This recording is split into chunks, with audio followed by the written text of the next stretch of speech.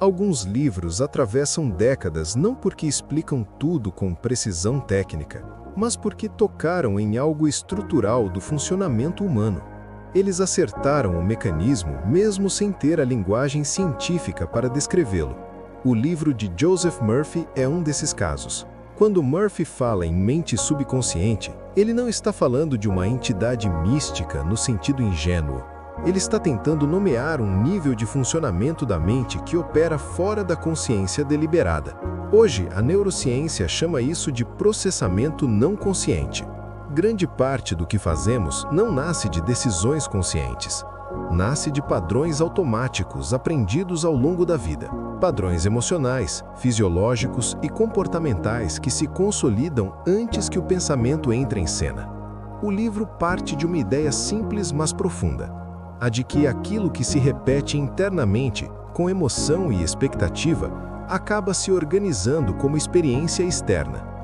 Isso não acontece por magia. Acontece porque o cérebro aprende por repetição. Circuitos ativados com frequência se fortalecem. Circuitos pouco usados enfraquecem. Essa é a base da plasticidade neural. Murphy descreve isso dizendo que a mente subconsciente aceita aquilo que a mente consciente acredita e repete. Traduzindo para a linguagem atual, o cérebro não diferencia verdade objetiva de experiência emocionalmente reforçada. Ele diferencia apenas o que é frequente do que é raro, o que é previsível do que é incerto. Aquilo que se repete, especialmente quando associado à emoção, vira padrão, e padrão vira resposta automática. Esse é o ponto central do livro.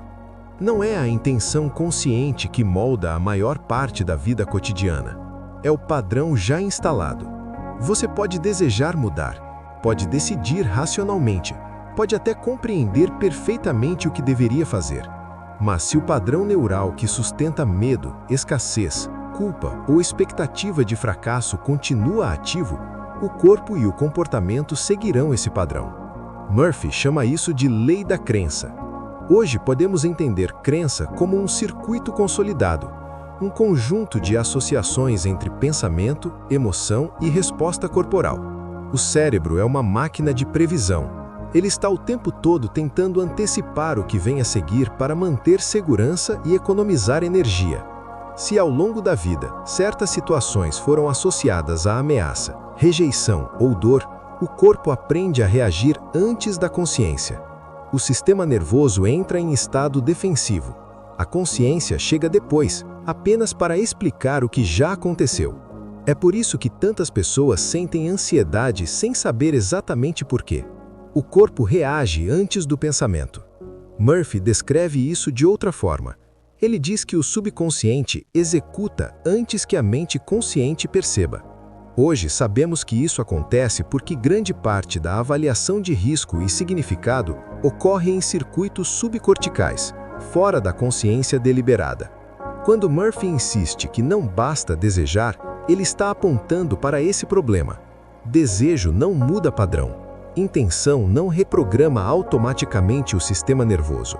O que muda padrão é coerência interna. E coerência interna não é algo abstrato. Ela se manifesta como estado fisiológico. Quando há coerência, o corpo sai do modo de alarme, a respiração se regula, a atenção diminui, o cérebro entra em um estado mais plástico, mais adaptável.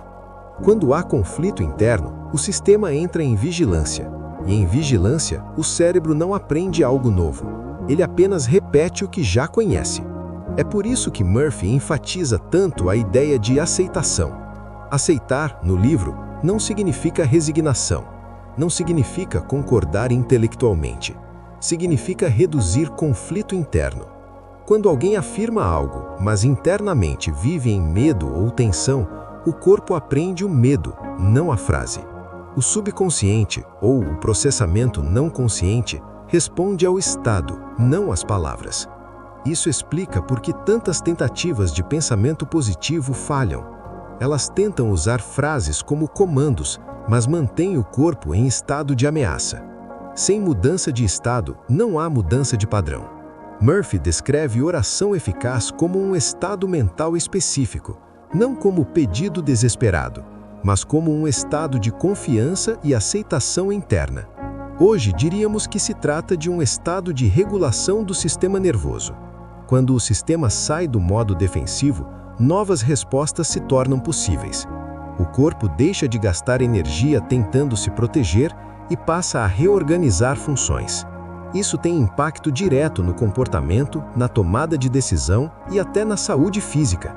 O livro afirma que a mente subconsciente constrói o corpo.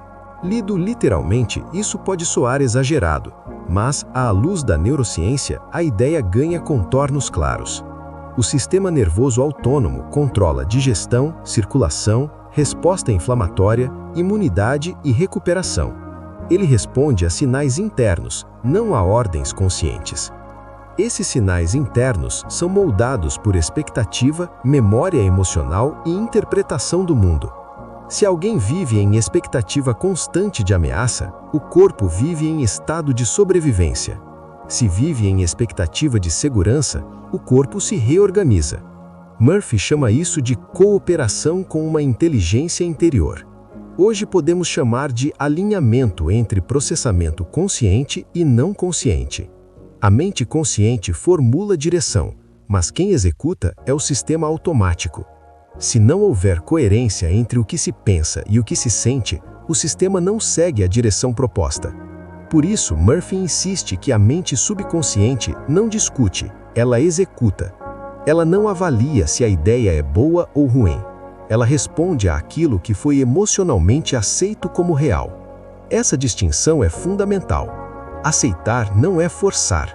Aceitar é cessar a luta interna. Quando a luta diminui, o sistema reorganiza. Quando o sistema reorganiza, novas possibilidades surgem. Até aqui, o livro não está ensinando como controlar a mente. Está ensinando a parar de sabotar o próprio funcionamento interno. Quando o conflito diminui, o cérebro entra em modo de adaptação. Quando entra em modo de adaptação, mudanças reais se tornam possíveis. Essa é a base sobre a qual todo o restante do livro se constrói. No próximo bloco, vamos avançar para a parte aplicada. Vamos falar de sugestão, autossugestão e repetição.